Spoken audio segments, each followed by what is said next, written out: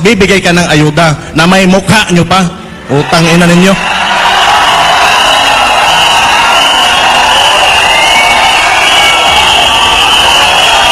That is also one reason kung bakit alam nyo nandito talaga ako. Pera ng tao yan. Utang ina.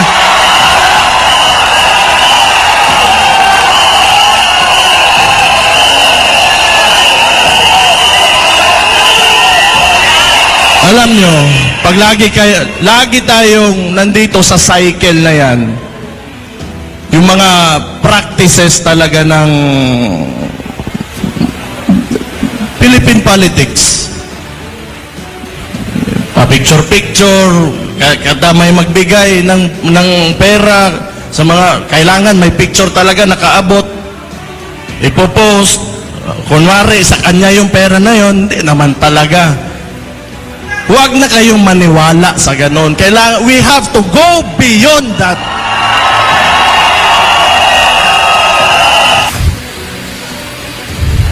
May naalala lang ako. Buti pa kayo, mga ordinaryong Pilipino, mga Kapampangan, at saka yung mga dumayo dito. Hindi kayo takot.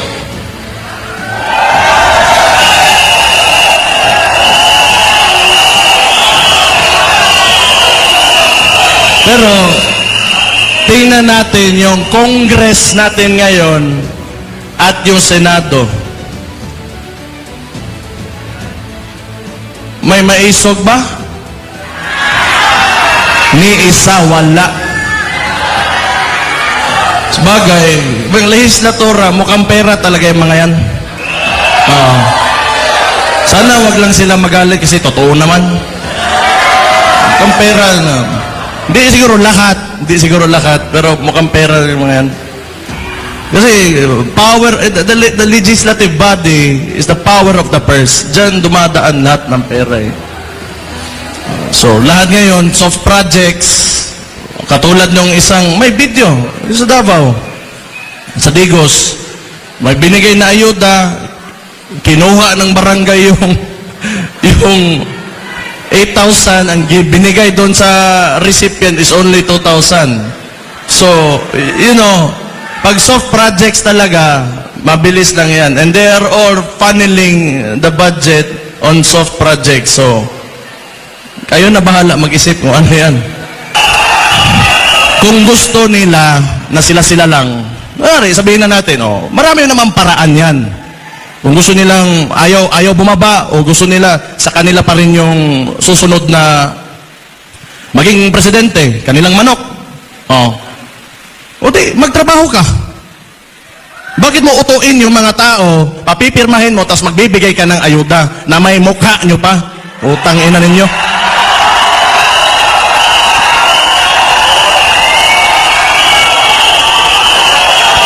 That is also one reason kung bakit alam nyo nandito talaga ako.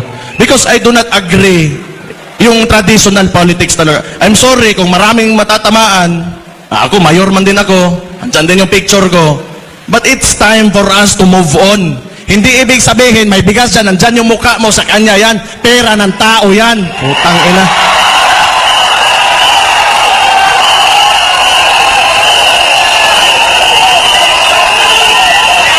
Alam nyo, pag lagi tayong nandito sa cycle na yan, yung mga practices talaga ng Philippine politics, pa-picture-picture, kada may magbigay ng pera sa mga kailangan, may picture talaga nakaabot, ipopost, kunwari sa kanya yung pera na yon, hindi naman talaga. Huwag na kayong maniwala sa ganon. Kailangan, we have to go beyond that.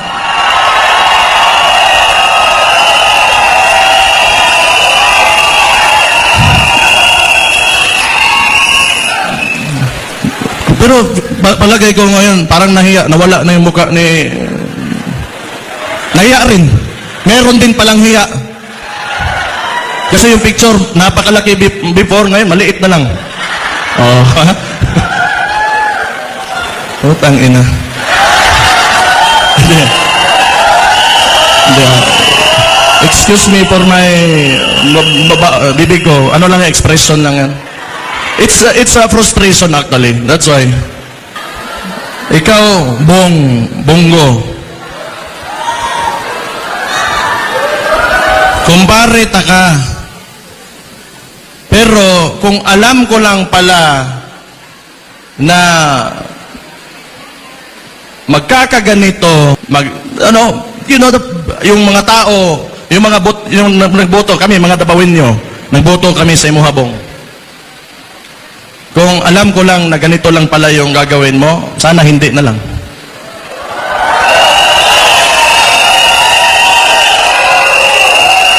Sa totoo lang. Ako, yung iniidolo ko talagang senador, si Miriam Defensor Santiago, the late Miriam. Purya hisgot lang kasi wala na yung tao, pero iniidolo ko talaga. Yun talaga yung hero ko.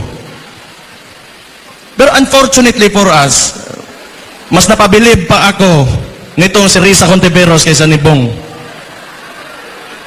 Kasi ever since talaga, nasa previous administration, kalaban yan hanggang ngayon consistent yan at di talaga natatakot yan.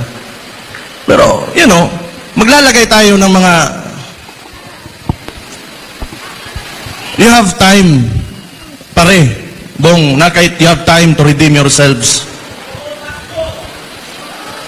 Yatang na ipakita sa MOA that you will stand by the Filipino people. Show your love, yung pagmamahal mo sa bansa, na mas umaapaw pa kaysa sa pagmamahal mo sa sarili mo. Kasi hirap na yung mga tao ngayon.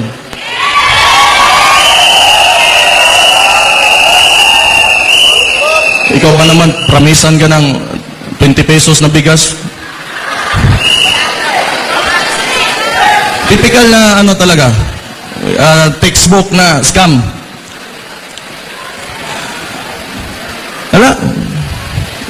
Talaga, pangloloko lang talaga nakikita ko. Abuse of authority, lahat ng pinapakita ng administrasyon na to is not a good example, for our current leaders and our future leaders. Kung yan yung pinapakita na ugali, kultura, and ways of handling government, then kawawa naman yung Pilipinas talaga. Kawawa naman. Sana naman matapos na itong yung practices ng mga trapo talaga. Nakakapagod na rin. Sa tagal na panahon, yung problema talaga ng Pilipinas, alam nyo, corruption talaga. Corruption talaga. Magandang gawin, naiisip ko, ibalik mo yung death penalty, isama mo yung corruption, plunder, bribery.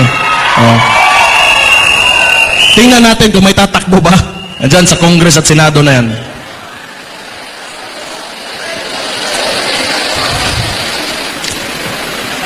Kung nakikita nga, mga elected officials, ikaw yung boses ng tao eh. And you're in a national position. And you should be saying something. Especially when it's very clear, kitang-kita na ng lahat, the atrocities of what the administration is doing. And you should say something. Wala, di tayo na lang. Kaya pa?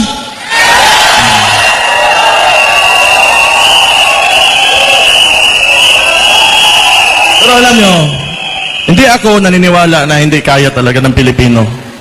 Kailangan lang talaga may faith lang kayo, may paniniwala lang kayo na maiangat talaga natin yung bansa natin. Kasi kung hindi, wala sana tayo ngayon dito. Kasi mas gusto pa natin na mas maganda pa talagang kinabukasan para sa ating lahat, sa bawat Pilipino. And thank you for being with me tonight dito sa Pampanga, sa Hakbang ng Maisog.